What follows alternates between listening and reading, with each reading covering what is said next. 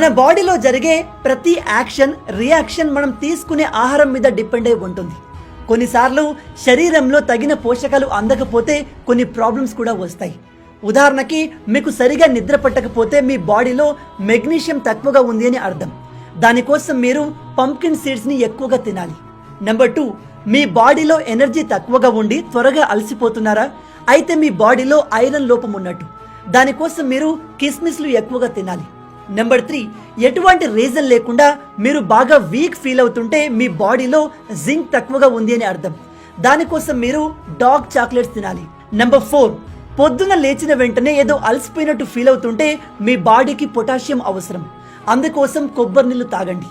Number 5, మీకు తలనొప్పి ఎక్కువగా ఉంటే బాడీలో సోడియం తక్కువగా ఉన్నట్టు. దానికోసం మీరు పింక్ హిమాలయన్ సాల్ట్ ని తీసుకోవచ్చు. నెంబర్ 6, ఇది చాలా ఇంపార్టెంట్.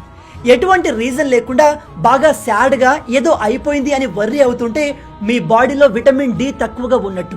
దానికోసం మీరు ప్రతిరోజు ఉదయం ఒక 10 నిమిషాల వరకు ఎండలో నిల్చోండి. వీటిని కరెక్ట్గా ఫాలో అయితే మీరు ఏ డాక్టర్ దగ్గరికి వెళ్లాల్సిన అవసరం లేదు.